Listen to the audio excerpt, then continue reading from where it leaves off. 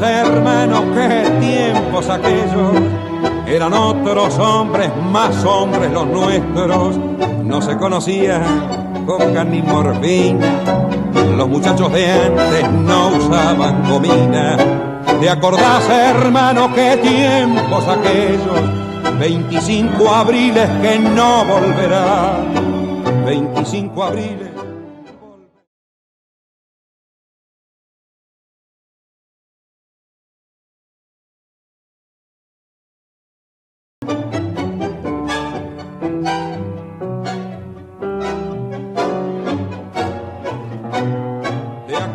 Hermano, qué tiempos aquellos, eran otros hombres, más hombres los nuestros, no se conocían coca ni morfina, los muchachos de antes no usaban gomina. ¿Te acordás, hermano, qué tiempos aquellos? 25 abriles que no volverán, 25 abriles volver a tenerlos. Si cuando me acuerdo me pongo a llorar. ¿Dónde están los muchachos de entonces? Barra vieja de ayer, ¿dónde están? Yo y vos solos, quedamos hermanos. Ay, yo y vos solos, para recordar. ¿Te acordás? Las mujeres aquellas, minas fieles de gran corazón. En los bailes de Laura peleaban, cada cual defendiendo su amor.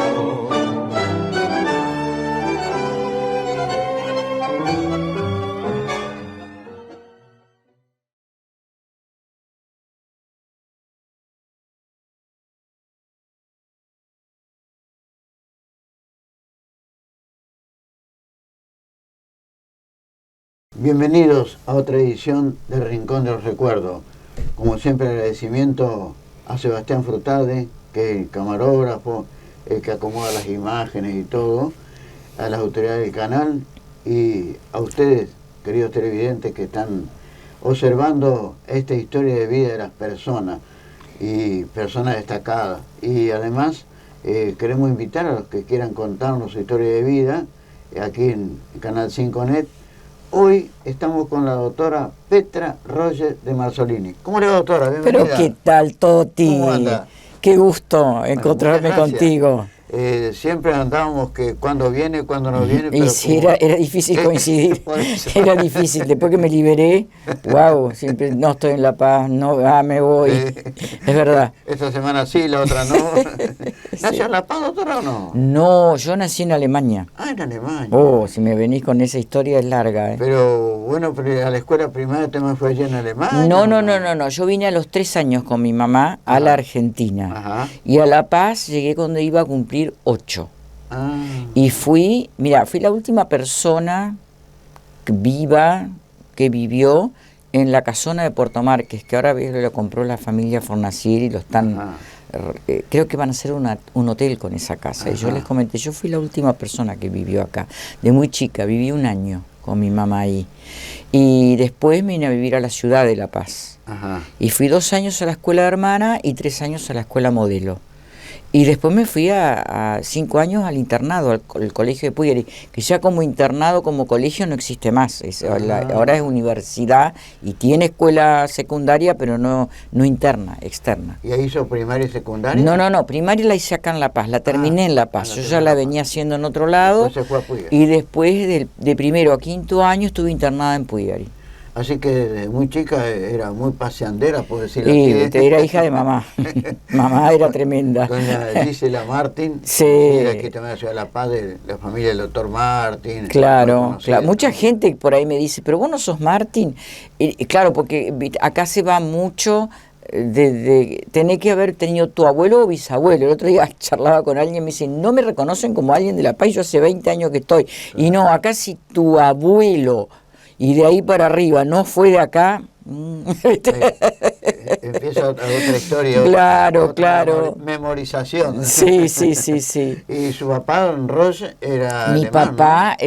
era alemán y él era oriundo de Alemania, pero él vino a la Argentina de Polizón vino. La historia de papá... Claro, porque una vez le hizo nota para el T-40, sí, y me contó que había escapado de la guerra, que tenía unos balazos en el cuerpo. Bueno, él terminó la guerra y su papá ya estaba acá en Argentina, porque como le pasó a muchos europeos que entre la Primera y la Segunda Guerra se vinieron a hacerse la América, ¿no? Claro. Y no pudo buscar a su familia, nunca tuvo el dinero suficiente. Entonces, mi papá tenía 6 años cuando su papá se fue. Y a los 18 fue a la guerra, y ponele que yo te diga 25, 26 años por ahí, se vino de Polizón en un barco argentino, que casualmente se llamaba Entre Ríos. Se subió por los cabos que atan el barco, tardó como 2 horas en un lugar que calculó que no lo veían.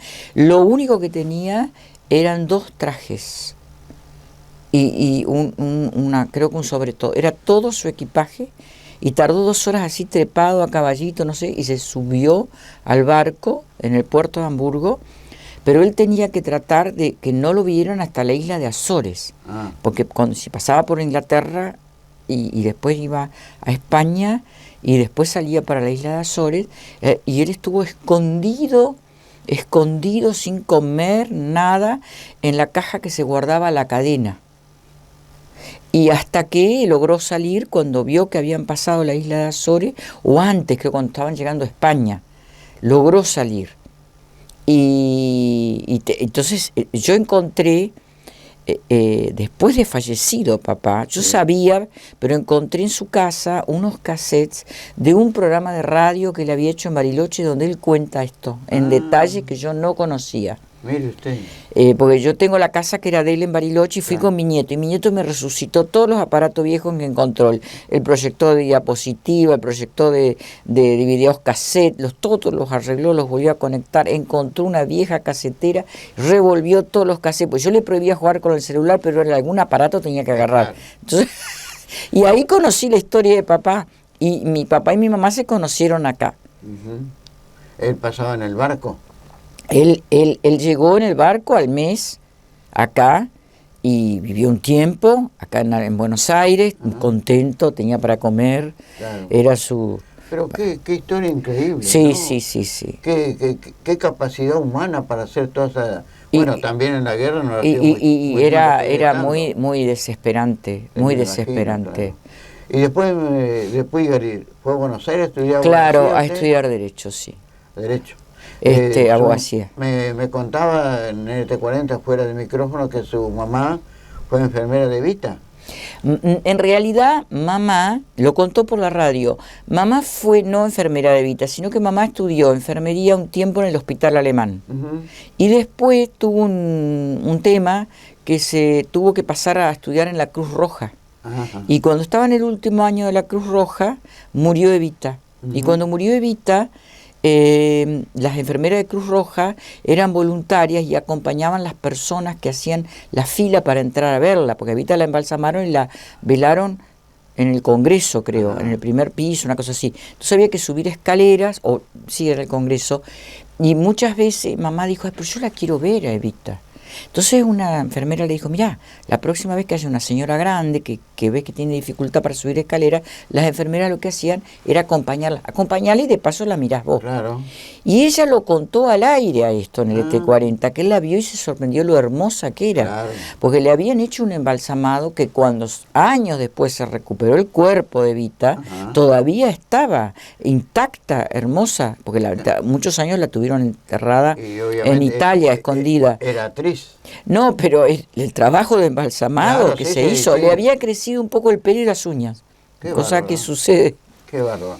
Y después en Buenos Aires, cuando se recibió de abogada, ¿dónde comenzó a trabajar? Y yo empecé a trabajar en mi departamento. Mira, primero trabajé en un estudio jurídico penal. Porque por contactos me consiguió un trabajo en un estudio de un doctor que me acuerdo, Ernesto Eduardo Risi, que había trabajado muchos años en una fiscalía y después volvió al juzgado. Hoy no sé, tendría más de 80 años. Y entonces ahí empecé a trabajar y él hacía penal. Y la verdad que aprendí mucho. Por ejemplo, los domingos visitábamos los presos. Era nuestro trabajo.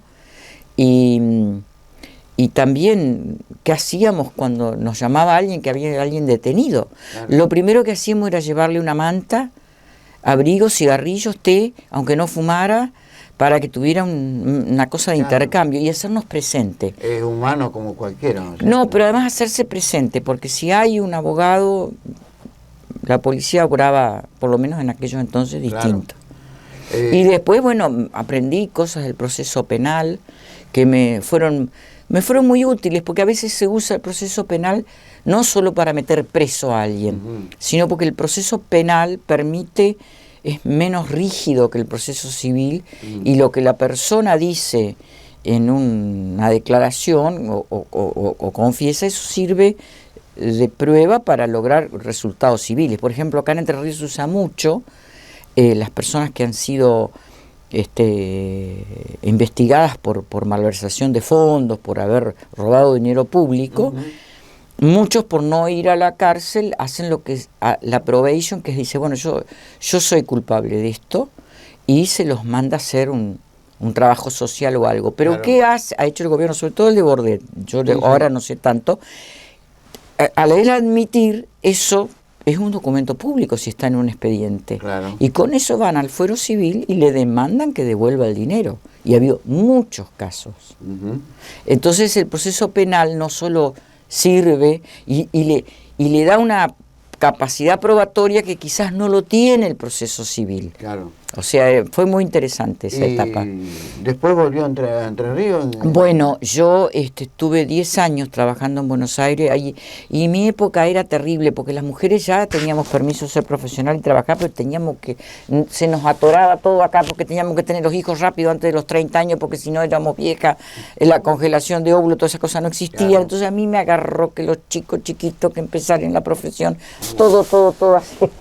Y estuve 10 años y mi esposo le pidieron que vaya a hacerse cargo de un cable que estaba en Concepción del Uruguay y en Goya, que era Video Imagen se llamaba. Después fue de los primeros cables que hubo en la provincia de Entre Ríos. Entonces él fue ahí, bueno, nos mudamos, tuvimos 2 años nada más, pero yo siempre digo que irse de Buenos Aires es como bajarse del tren bala. A mí me encanta Buenos Aires, sigue siendo mi lugar en el mundo, pero estoy 4 o 5 días y me agoto, lo adoro, pero me agoto.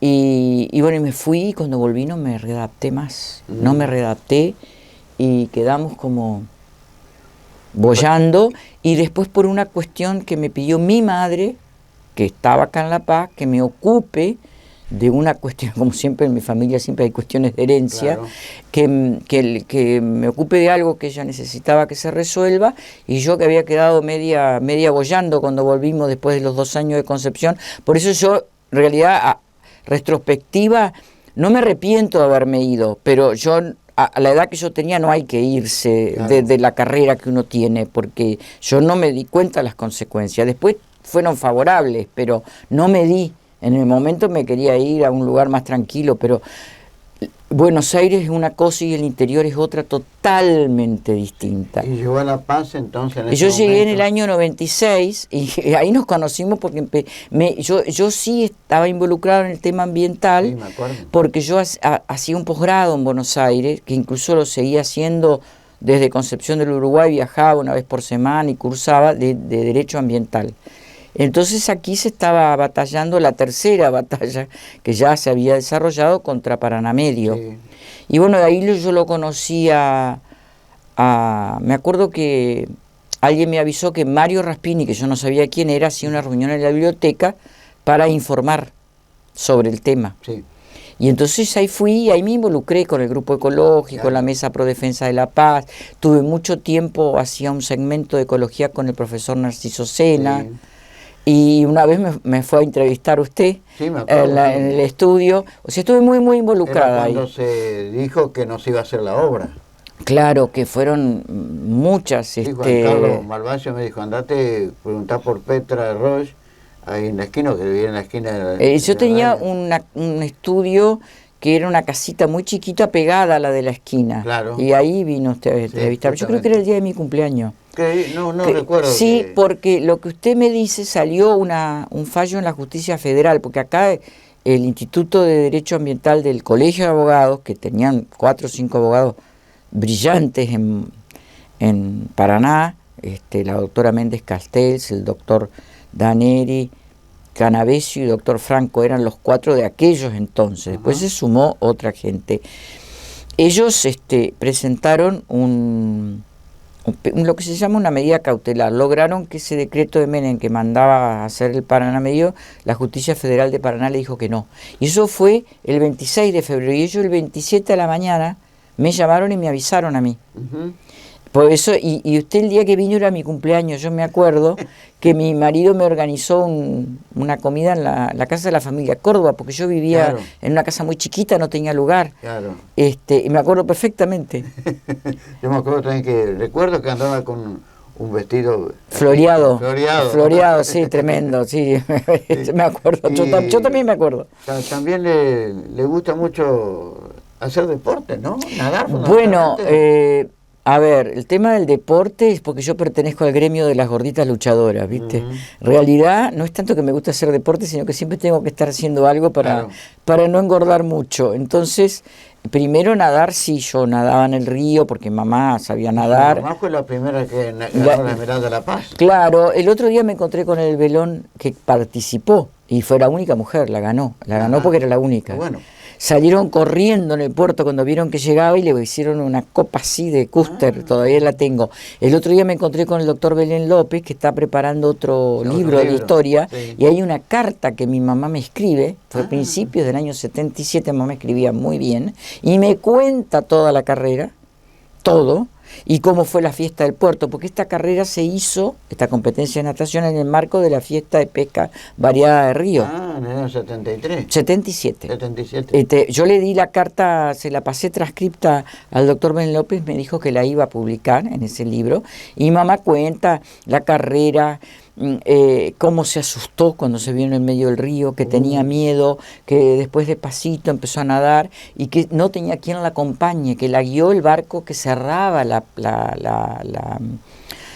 carrera. Y yo sé que largaron bastante más arriba, porque el que siempre me dice, no, largaron desde no sé dónde, es Cabeza Ruiz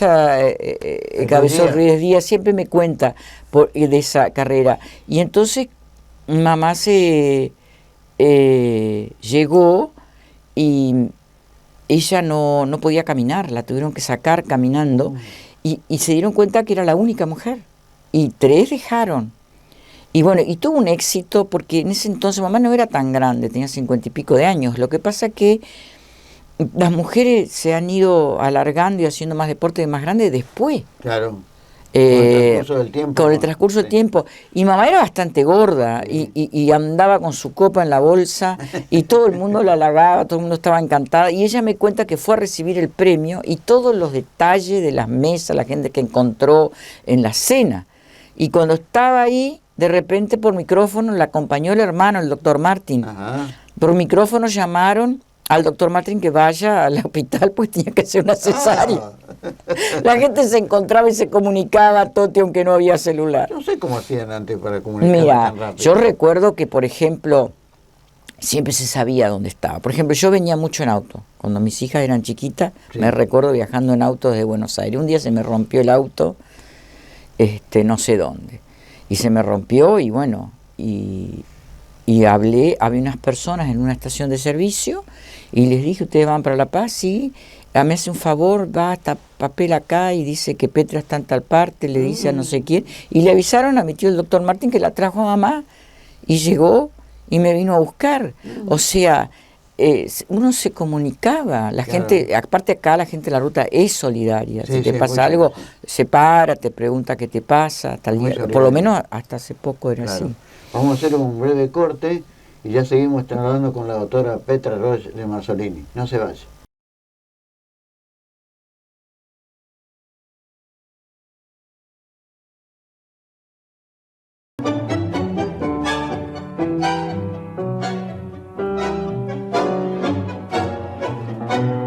¿Te acordás, hermano, qué tiempos aquellos? Eran otros hombres, más hombres los nuestros. No se conocían coca ni morfina. Los muchachos de antes no usaban gomina. ¿Te acordás, hermano, qué tiempos aquellos? 25 abriles que no volverán. 25 abriles volver a tenerlos. Si cuando me acuerdo me pongo a llorar. ¿Dónde están los muchachos de entonces? Barra vieja de ayer, ¿dónde están? Yo y vos solos, quedamos hermanos. Ay, yo y vos solos, para recordar. ¿Te acordás? Las mujeres aquellas, minas fieles de gran corazón. En los bailes de Laura peleaban, cada cual defendiendo su amor.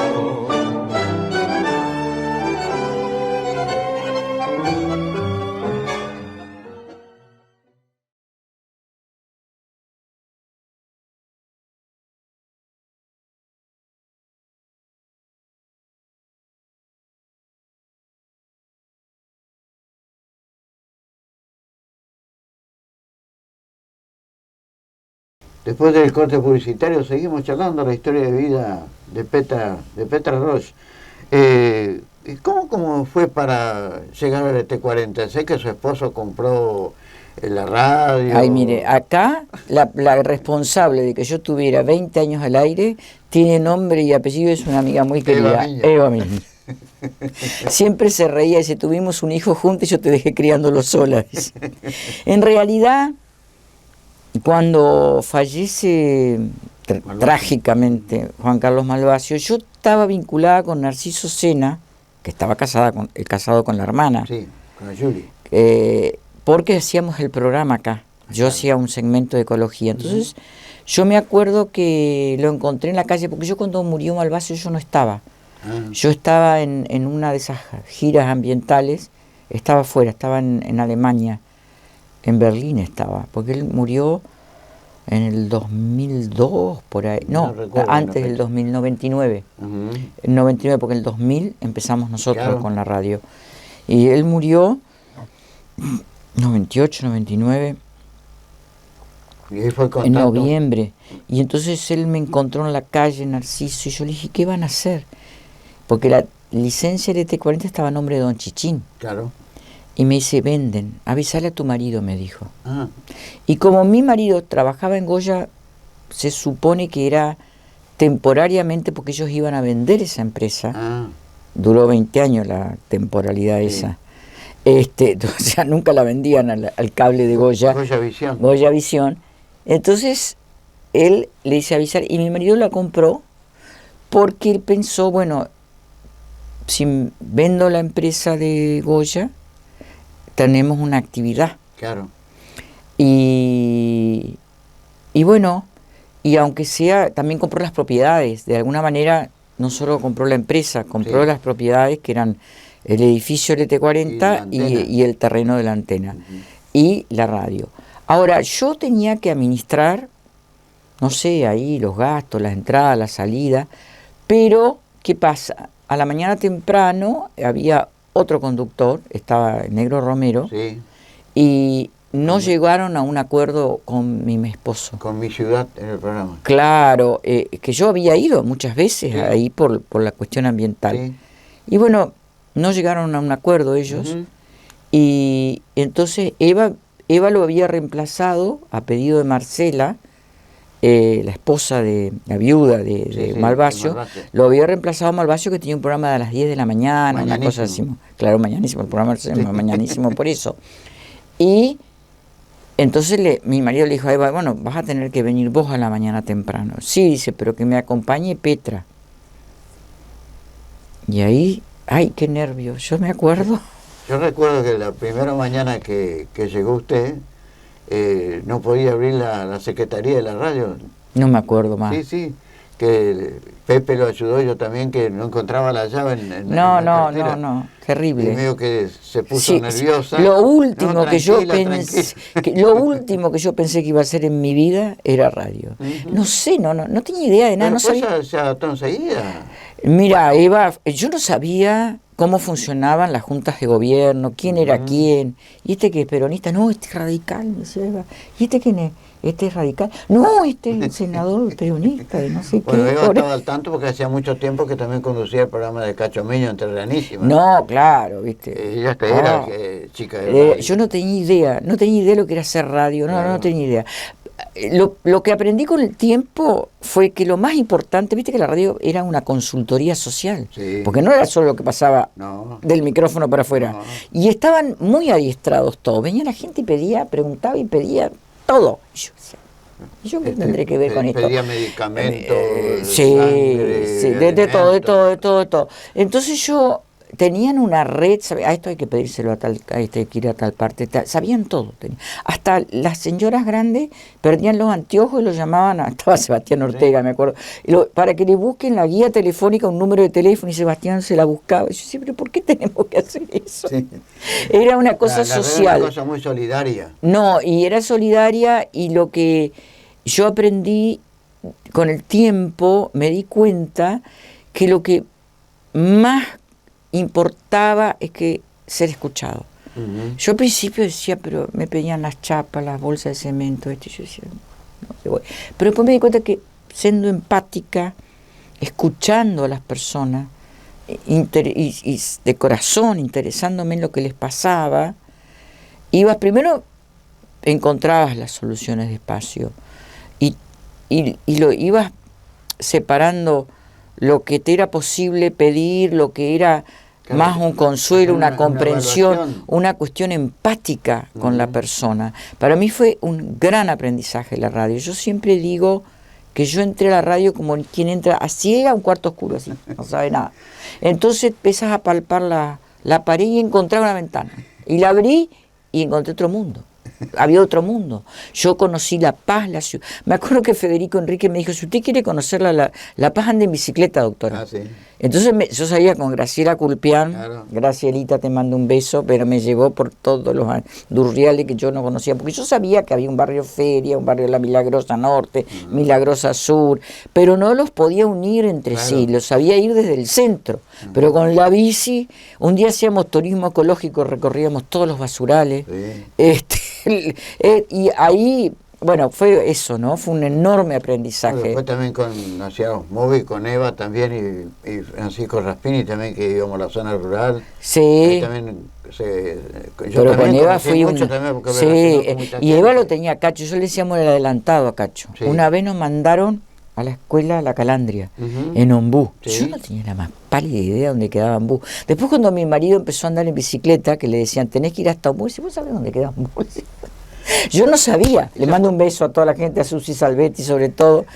¿Te acuerdas, sabes, que fuimos, que atravesamos Campo Traviesa por un espinal, que llegamos hasta un ranchito allá en el fondo? Sí. Que eso no conocían ni radio ni nada, pero lo conocían a Cacho Miño. Claro, adelantado le decíamos. Entonces yo me acuerdo que iba con Eva, le digo, che, me dijeron, no había GPS, entonces me habían dado un papel con un plano para ir a la escuela de La Calandria. Y yo iba, pero me habían mandado que doble a la derecha. Y me dice, no, me dice, Eva, yo le pregunté a papá, y a Cacho dice que hay que doblar a la izquierda, efectivamente, de la ruta 1 había que doblar a la izquierda.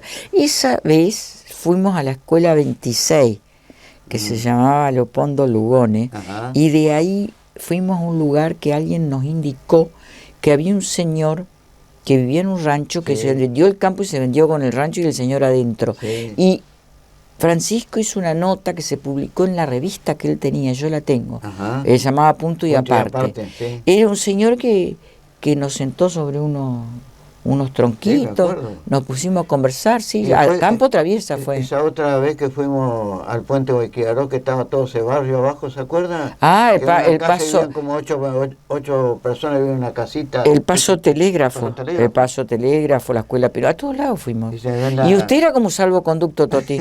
Yo siempre digo, yo podía entrar a una jaula de leones hambrientos, iba con Toti y los leones no me comían. Era salvoconducto. Esa vez también que me acordé, como te digo, que visitaba a los presos. Cuando fuimos a visitar a los presos acá, ¿se acuerda? Sí. Que Fabián no quiso ir porque tenía miedo que lo tomen de rehén. Ay, Dios. Sí, después no nos dejaron ir más. Eso me acuerdo porque ellos me escribieron una carta. Resulta que los presos... Había un preso que era muy instruido. Era un hombre que lo habían acusado de pirata del asfalto, salió absuelto. No sé, ese me acuerdo era un señor... Era muy instruido. Resulta que vino una gente y me trajo una carta con un regalo que ellos hacían, se ve con las revistas dobladitas, unas artesanías que eran como pájaros, nidos, yo las tuve en la radio. Y me acuerdo que me decían que les dedique un tema, no decía nada, y firmaban Los Muchachos del Pabellón. Ajá. Y entonces yo los saludaba, un día llegó Navidad, le digo, Toti, si los vamos a visitar, y usted se animó. Sí. Y bueno, pedimos permiso, en ese momento el jefe de policía nos dejó entrar. Y bueno, charlamos, miramos cómo vivían, cómo estaban ahí, ¿viste? Creo que le llevó pan dulce. Le llevamos pan dulce y era para Navidad. Y al año siguiente el juez no autorizó. Y pienso que tenía razón, ¿viste? Sin desmerecer yo soy muy humana en eso, lo era mi mamá también. Claro. Pero bueno, esa vez fuimos nada más. Pero íbamos a cualquier parte. Y recuerdo también cuando una vez yo fui a Paraná por otros trámite, las chicas mías que están estudiando allá, y había justamente una conferencia de prensa por el tema del río Paraná, de las lagunas, los humedales. Y yo para entrar, Jorge Capato estaba, digo, yo vengo de parte de la doctora Petra. Ah, la doctora Petra, sí, y enseguida le hicieron notas, ¿se acuerda? Sí, a Jorge, yo claro. Esa astucia del momento. No, usted me acuerdo que me llevó, la primera nota vino Scioli, cuando era candidato a vicepresidente. ¿A Santa Elena? A Santa Elena, de Kirchner. Con la Kangu roja. Sí, la partner era. Y bueno, entonces fuimos. Y yo no estaba entrenada, no hacía deporte. Ajá. Y bajó. Y era como demoraba. Sí, como una hora y media. No sé cuánto. Y bueno, yo tenía un celular. ¿Fue esta chica Viciconti también se acuerda? Sí, Florencia. Entonces, de repente usted me dijo, bueno, ahora hay que correr. Y yo salí corriendo con el número de la radio ya comunicada. Cuando llegué adelante de Scioli no le pude decir nada, le puse el teléfono. Como el otro era un político de campaña, me vio que yo estaba... Entró a hablar y a hacerse la propaganda, me acuerdo de eso. Después cuando fuimos al cuartel también, que estaba la hermana de Kirchner. ¿Se acuerdan de una jornada importante que hubo ahí? ¿En el cuartel fue? ¿En el cuartel? Yo me acuerdo, pero vos sabés que no me acuerdo que en el cuartel la vi. No, ya me olvidé. Yo la vi otra vez... Por la galería, haciéndole nota, todo. No, eso no me acuerdo más. Pero me acuerdo que yo la vi en una exposición en otro lado. Bueno, no me acuerdo de eso, no me acuerdo. Pero me acuerdo que una vez la vi, le saqué fotos, eso sí me acuerdo. Y después, ¿sabés que fueron con Eva que yo no fui, que se le rompió el vehículo? Que estaba la foto en la galería de la radio, ¿se acuerda? Sí. No, yo no. Ese era otro vehículo. Era la barca, le decía igual, mi primer auto de acá, porque cuando mi marido vino, yo me quedé a pie, que acá en La Paz quedarse a pie es medio embromado. En Buenos Aires tú tenés el transporte público. Pero yo me quedé y al 1 o 2 años mi marido cambió el auto y me dejó, era un Renault 21 Alice, que era como de 5 puertas así, y Eva le había puesto la barca, y con esa andábamos por todos lados, y un día yo, la impericia de manejar en la ruta, agarré un bache en la zona del Yeso por ahí, y cuando me viene el bache, hice lo que no hay que hacer, señor, si te agarra un bache, frenar. Le hice moco el eje, la parte delantera, la rueda atrás, y ahí quedé. Para colmo, bueno, logramos llamar al auxilio Jaime Eterno, que en algún momento, o no teníamos señal y le avisamos a alguien que le diga, bueno, de alguna forma un día, en algún momento volvimos. Y otra historia también con el maestro Leiva, que era bastante robusto, se subía en una... tenemos la foto. Sí, pero eso fue los primeros tiempos de los celulares. José Sixto López se llamaba esa escuela. Y yo me acuerdo que le llevábamos el celular, y el celular había que ponerle como una antena de alambre y atarla a la antena de la televisión para que tenga señal. Y lo subimos a la silla, pobre. Siempre lo veía, me acuerdo que me regaló un montón de cebolla, porque además la gente nos regalaba cosas. Nos regalaba cosas y ellos sembraban ahí. Es el afecto que le tiene la gente. No, la gente era amorosa con nosotros. Nosotros yo volvía con leñas, pomelo, fruta, pastelito. Sí, me acuerdo. Tengo ese año que empecé. Cuando estábamos con Romero, fuimos a una siesta cerca de Yacaré, también entre Yacaré y Guayquiraró, ahí porque un señor había visto que había bajado un ovni. Estaba todo el lugar donde había quemado puede ser. Y hicimos nota, todo Merocota, yo me acuerdo todas las escuelas que yo conocí, y a la que fui mucho fue la 26 Leopoldo Lugones, que tenía una maestra que era correntina. No me acuerdo el nombre, pero era muy apasionada a lo suyo, y tenía unos alumnos, que ahora deben ser señores grandes, que eran mellizos, que tocaban la guitarra. Después no sé qué pasó, y yo me acuerdo que me invitaban mucho a los actos de fin de año, y en la primera época que mamá todavía estaba bien, yo la sabía invitar a mamá.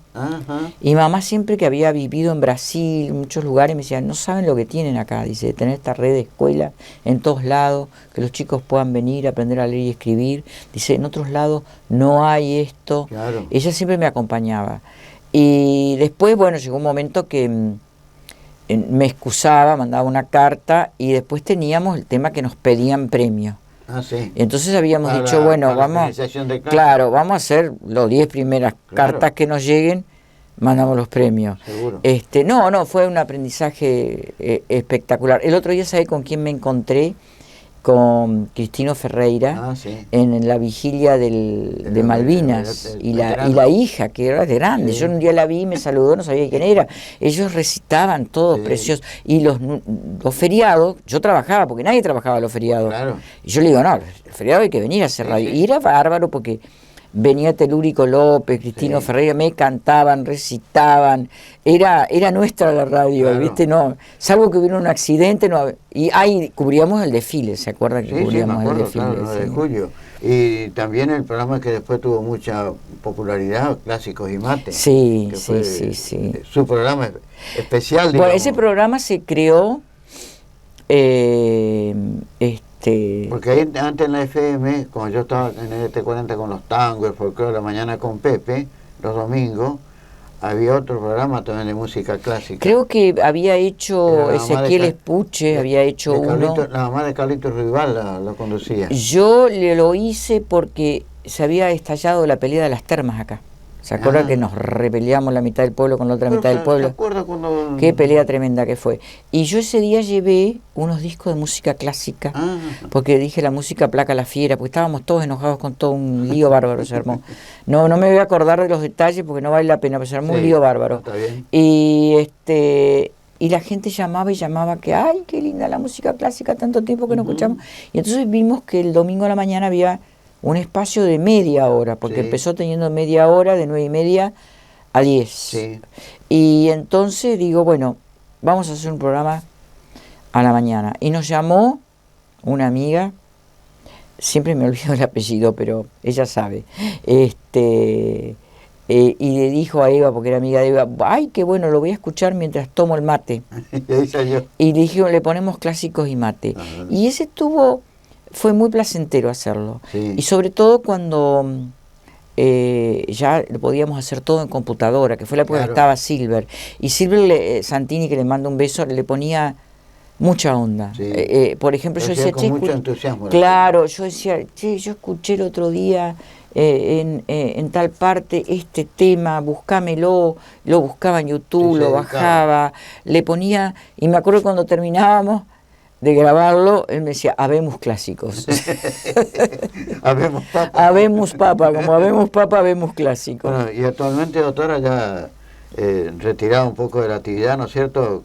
Seguramente contenta con la vida, tiene 2 hijas, ¿no? Tengo 2 hijas y 2 nietos, de una de mis hijas. Sí. Y ellas son también abogadas, ¿no? No. La mayor es abogada, la menor nada que ver. Es licenciada en Ciencia y Tecnología de los Alimentos. Y entonces hace dos cosas. Audita empresas, así como controles de calidad, y es docente en la escuela, en una escuela técnica que ella vive en San Martín de los Andes, pero da clases en Junín de los Andes, en la única escuela técnica que se dedica a la electromecánica por un lado y producción de alimentos. Entonces tiene muchísimas horas y bueno, está muy involucrada en la carrera docente y está estudiando el profesorado de química. Le dieron todas las químicas, pero está haciendo las materias didácticas. El doctor Marzolini ya no trabaja más tampoco. No. ¿Pero trabajó alguna vez como abogado o no? Sí, en Buenos Aires sí. Y después el conocimiento jurídico. Yo no ejercí mucho la profesión acá, salvo algunas cosas familiares puntuales. No, y el criterio. Muchas cosas que pasaban en la radio, había que tomar decisiones, qué decir, qué hacer, cómo actuar en tales situaciones. Se usaba el conocimiento jurídico, yo siempre lo usé, y sobre todo usé mucho, cuando yo me vine a vivir a La Paz, hubo un curso de mediación para los abogados. Y muchos abogados hacen ahora eso.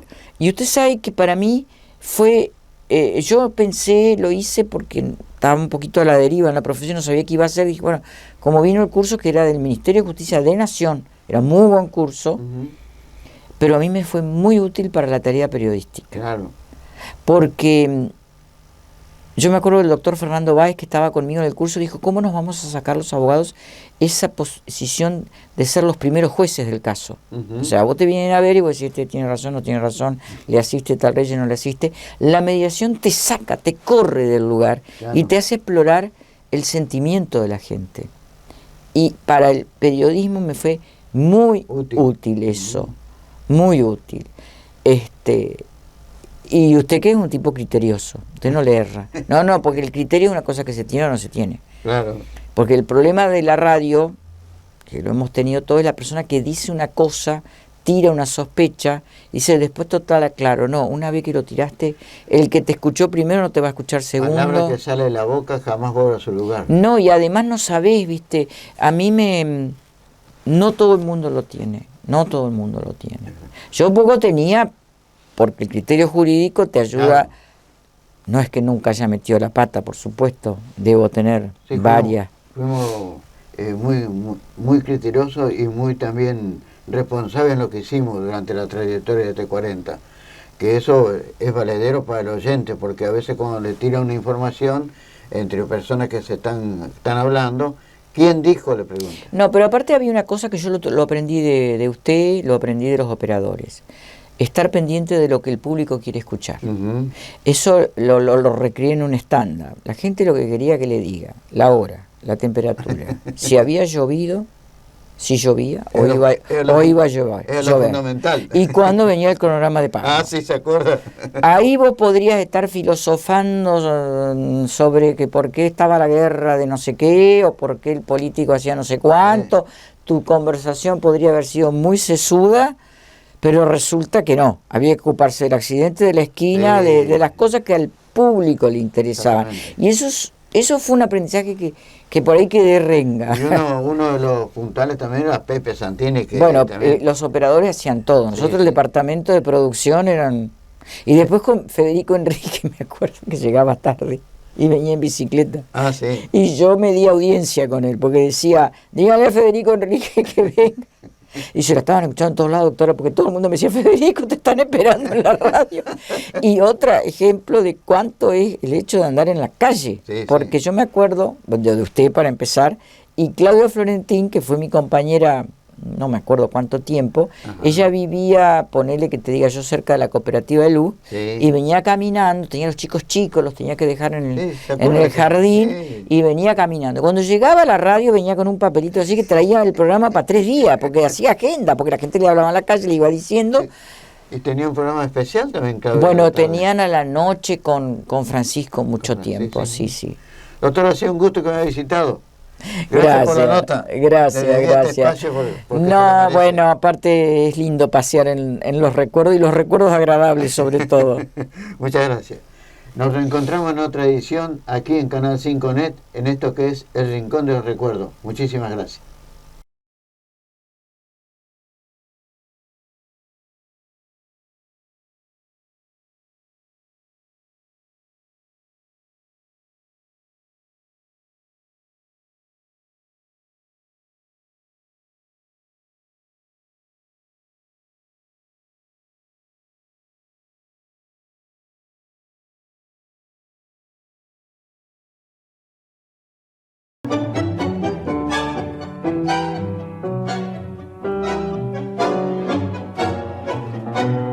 ¿Te acordás, hermano, qué tiempos aquellos?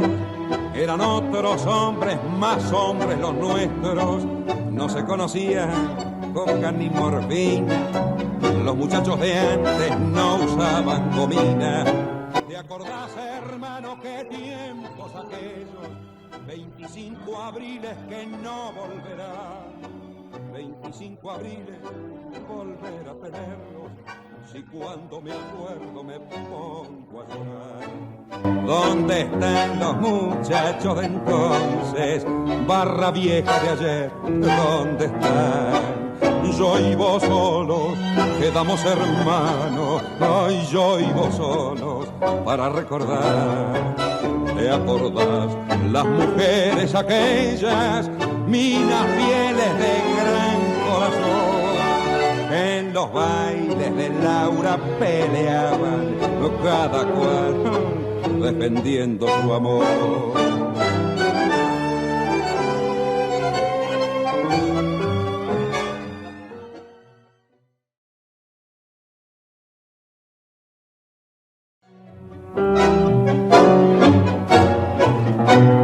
¿Te acordás, hermano, qué tiempos aquellos? Eran otros hombres, más hombres los nuestros. No se conocían coca ni morfina. Los muchachos de antes no usaban gomina. ¿Te acordás, hermano, qué tiempos aquellos? 25 abriles que no volverán. 25 abriles